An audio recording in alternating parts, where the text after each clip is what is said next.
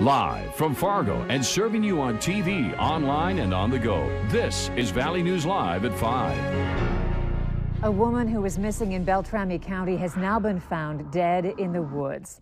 The family tells us that she's a mother of 3 children, ages 2 to 9 years old. We go now to Valley News Team's Ryan Laughlin for the latest information. Chelsea Batchelder has been missing since June 19th, reported missing from a family member. Well, this morning they found her body in a patch of woods just a few hundred yards from her trailer home here in the Little Norway Trailer Park just southeast of Bemidji.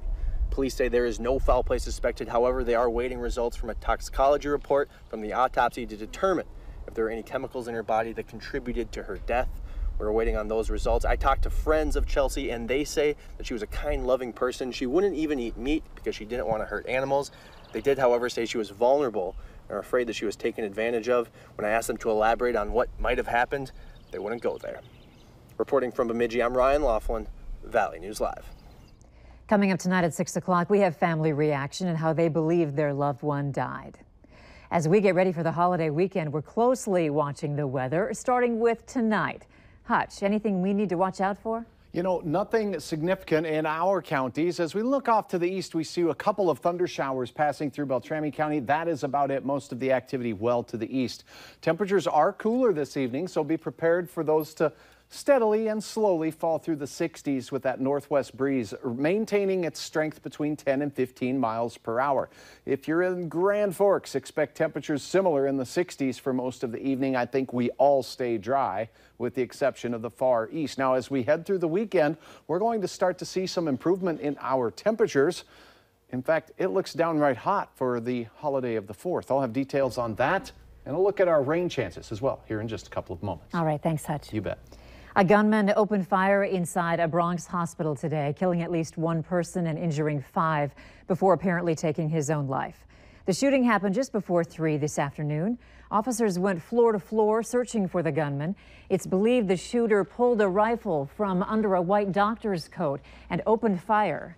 While no motive has been determined, authorities do not believe there is any link to terrorism so far. A traffic stop has led to one of the biggest drug busts in North Dakota history.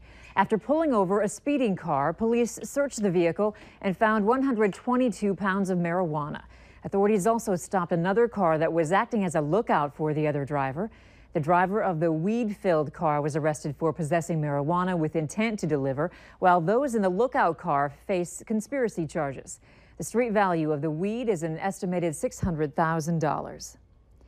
4 people were arrested in Pillager, Minnesota, after Cass County deputies found guns, meth, and marijuana. A few of those arrested were already felons and were slapped with charges for having a firearm. A number of them were also arrested for possessing a controlled substance. For more information on those arrested, look for this story at valleynewslive.com. And a local police chief is currently in jail facing accusations of sexual abuse. James Watson is the chief of police in Lemoore. He was arrested by the North Dakota Bureau of Criminal Investigation. Watson is facing 2 charges of continuous sexual assault of a child and 3 counts of gross sexual imposition. Details are still coming in on this story, so be sure to stay tuned to Valley News Live for the latest. The search for a missing man last seen in the Red River continued today with no results. 24-year-old Fanuel Aswad was last seen around 5 yesterday morning. Search crews were out on the river using sonar and probing techniques, but weren't able to find anything. Witnesses say Aswad and 2 other men were swimming in the water when they lost sight of him, but they're not sure if he got out on the Moorhead side. Authorities say the current is strong where the men were swimming, and crews have been searching both the water and the banks around the river. A new report gives mixed news on crime in Minnesota during 2016. Murder was down a substantial 23% from 2015, but other violent crimes like rape and aggravated assault were up slightly. Authorities also noted that reports of human trafficking crimes are on the rise, but they say that could be due to undercover sting operations, bringing more of the shady behavior to light. Other issues like property crimes are down. President Donald Trump called North Korea a menace and said American strategic patience with that regime is over. The president spoke at length about what is perhaps America's top national security threat during a joint statement with South Korea's president in the Rose Garden. The president says the U.S. isn't looking to pick a fight, but that the country will give as good as it gets. Our goal is peace, stability, and prosperity for the region. But the United States will defend itself, always will defend itself, always. And we will always defend our allies.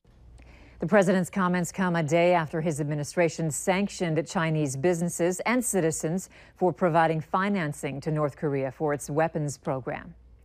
Authorities in Hankinson, North Dakota are now investigating to find out who shot a 6-week-old kitten 7 times with lead pellets. Mavis was intentionally shot, according to Cat's Cradle Shelter. And as Valley News Team's crime and safety reporter Nicole Johnson explains, she's the 3rd victim over the past couple months. This is Baby. She is our little famous girl. She is quite the sassy princess. You're watching Baby try out her new wheels for the very first time. Babe, show them how fast you can go.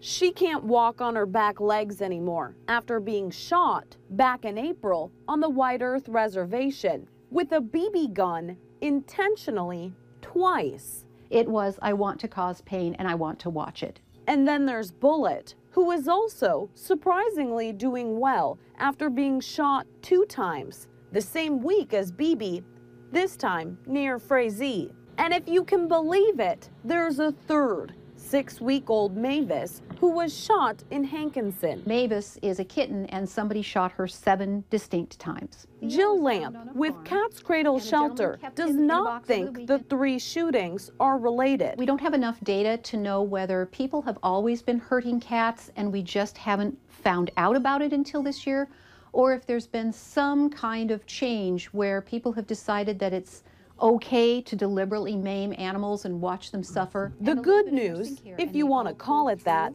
all 3 cats ended up here at a shelter where they believe in rescuing animals many wouldn't even try to save. As these stories go out, people become more aware and they're watching more, so they're seeing the animals and they're not just walking by. They're actually trying to help.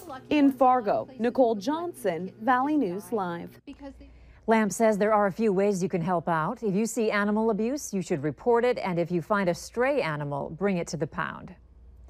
A North Dakota couple is facing charges after investigators say one of them shot their young daughter with a BB gun. Jacob Hill is being charged with child abuse, and Cassandra Sherry Hill faces accusations of child neglect in addition to the abuse. Authorities allege the couple made the 5-year-old live in a home without food or water. Court documents state that the young girl was shot for being mean to her younger sibling. Both are looking at years in prison if convicted. The Fargo Police Department says they'll start billing residents for false alarms. Now, any alarm after the first 3 false alarms will cost $50 to cover the costs of officers responding. A false alarm is any alarm set off that isn't in response to an emergency or crime. If you set off your alarm by accident, you can still avoid any fees by calling authorities to cancel their response. The entire family can take in some action tonight at the Red River Valley Speedway. On average, 80 cars take on the track and other drivers during an evening race. Drivers who are newer to the track say they love the energy from the crowd and do not feel intimidated by veteran drivers. Well, yeah, I race against a lot of guys that have a lot of experience in these sport mods or even other modified cars, and racing door to door with them and having their respect and getting to talk to them like it's we're friends at the end of the night is just awesome. It's fun to be around them. By the way, the races start at 7 p.m. tonight. And if you're there having fun, make sure you head over to our Facebook page and post photos of you and your kids. Look for us to share our favorite ones on our Facebook page. It might just get to you faster than an ambulance. How this drone defibrillator is ready to take off and save lives. Still ahead tonight. Cloudy skies and a very cool day, struggling to get out of the 60s in most of the area. Passing sprinkle in the FM area, but overall pretty dry. Coming up, we'll have details on warmer weather in your forecast. Coming up next.